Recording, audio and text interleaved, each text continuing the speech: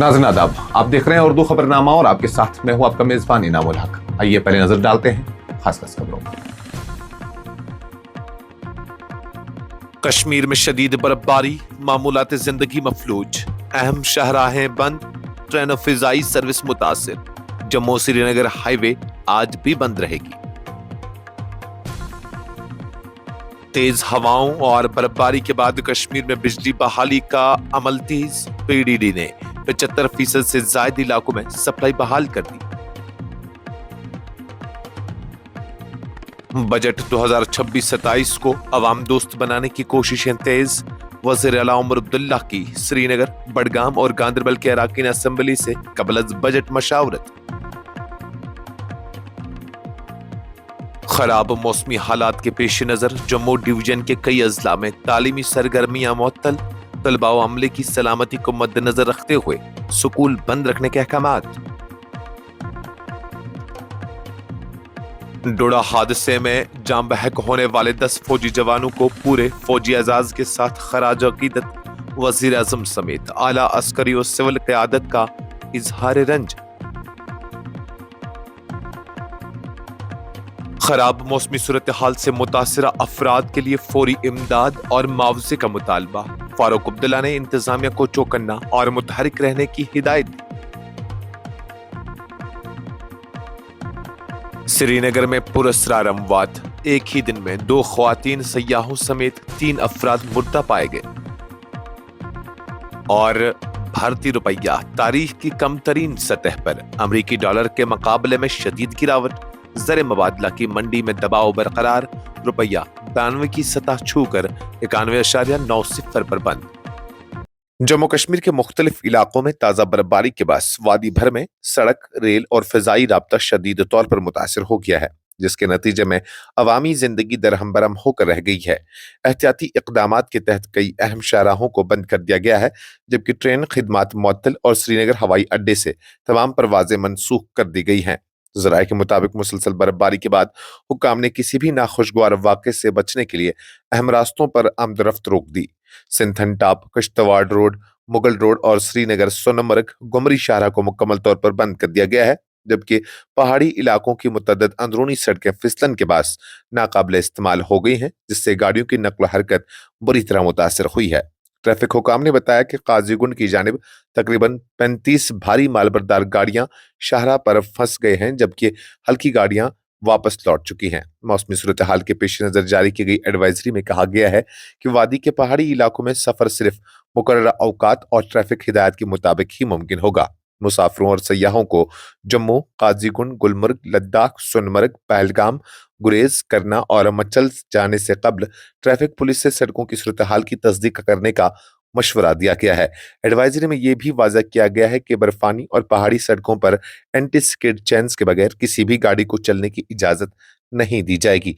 Tangmarg, Gulmarg, Kangan, Sonamarg, Sinthan top, Kishtwar, Pahalgam road, Mughal road, Kupwara सरहदी सड़कें और गुरेज बांडीपुरा रोड पर सिर्फ रजिस्टर्ड एंटी स्किड चेन फरोशों को मखसूस मकामात पर चेन लगाने की इजाजत होगी, ताकि ट्रैफिक जाम और बदनज़मी से बचा जा सके। उधर ट्रैफिक डिपार्टमेंट ने एक अलहदा इतला में ऐलान किया है कि जम्मू श्रीनगर कौमी शाहरा हफ्ता के रोज भी मुकम्मल तौर पर बंद रहेगी। कश्मीर के मुख्तलिफ इलाकों में तेज हवाओं और ताज़ा बर्फबारी के बाद से बिजली निज़ाम को पहुंचने वाले शदीद नुकसान के बाद पावर डेवलपमेंट डिपार्टमेंट ने बड़े पैमाने पर बहाली का काम अंजाम देते हुए मुतासरा इलाकों में 75% से ज्यादा बिजली सप्लाई बहाल कर दी है। हुकाम के मुताबिक कई मकामात पर 33 केवी और 11 केवी ट्रांसमिशन लाइनों और फीडर्स को नुकसान पहुंचा था, ताहम महकमा की टीमें मुसलसल काम कर रही हैं। पीडीडी के एक आला ओहदेदार ने एक खबरसां एजेंसी को बताया कि जुमा की रात 9 बजे तक केपीडीसीएल के दायरा इख्तियार में आने वाली 33 केवी लाइनों से तकरीबन 83% बहाल हो चुकी थी, जबकि 11 केवी फीडर्स में से 61.67% दोबारा फाल बना दिए गए थे। उन्होंने कहा कि मजमूई तौर पर 33 केवी की 135 लाइनों में से 112 मुकम्मल तौर पर काम कर रही हैं, जबकि बाकी 23 लाइनों पर मरम्मती और बहाली का अमल जारी है।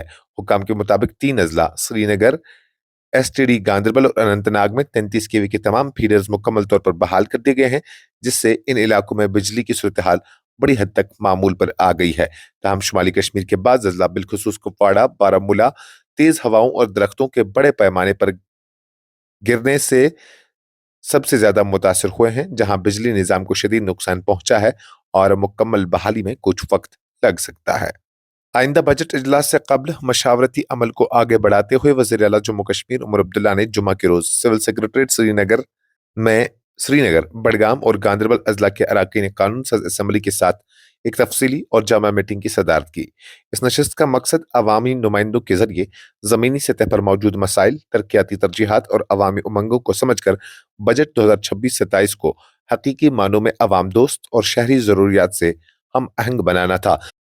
گزشتہ روز جموں ڈویژن کے مختلف اضلاع میں جاری خراب موسمی حالات کے باعث ضلع انتظامیہ نے احتیاطی اقدام کے طور پر 23 جنوری 2026 کو سکول بند رکھنے کا اعلان کیا تھا۔